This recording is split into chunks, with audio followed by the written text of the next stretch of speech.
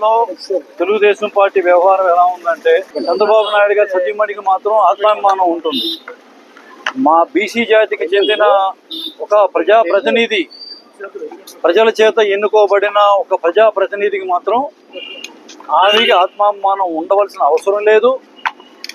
Telugu Desam party ఇక్కడ గుడివాడలో Telugu Desam party నాయకులు వ్యవహరించే పద్ధతి నేను చెప్తున్నాను. వాళ్ళకి బీసీలకి, బీసీ మహిళలకి ఆత్మాభిమానం ఉండవలసిన అవసరం లేదు, ఆత్మగౌరవం ఉండవలసిన అవసరం లేదు. చంద్రబాబు నాయుడు గారి సతీమణిని కొడాలి నాని గారు ఎక్కడ ఏ సందర్భంలోనూ ఒక్క మాట కూడా అన్నది, ఒక్క ప్రూఫ్ కూడా వాళ్ళు చూపించలేకపోయారు. బయట ఎవరన్నా అనని అది వేరే సంగతి, కానీ చంద్రబాబు నాయుడు గారి సతీమణి మా అందరికి కూడా సిస్టర్ లాగే.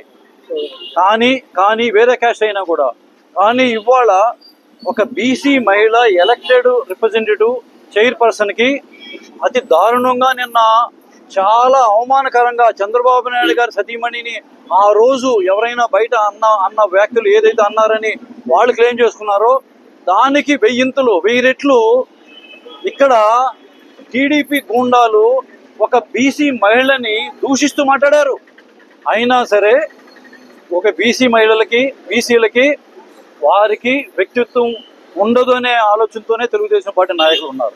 కానీ నేను ఆ కులం అవ్వక్కర్లేదు. ఇవాళ యాదవ్ సంఘం, ఇప్పటిదాకా యాదవ్ సంఘం ప్రెసిడెంట్ గారు కూడా, నియోజకవర్గ యాదవ్ సంఘం ప్రెసిడెంట్ గారు కూడా ఉన్నారు.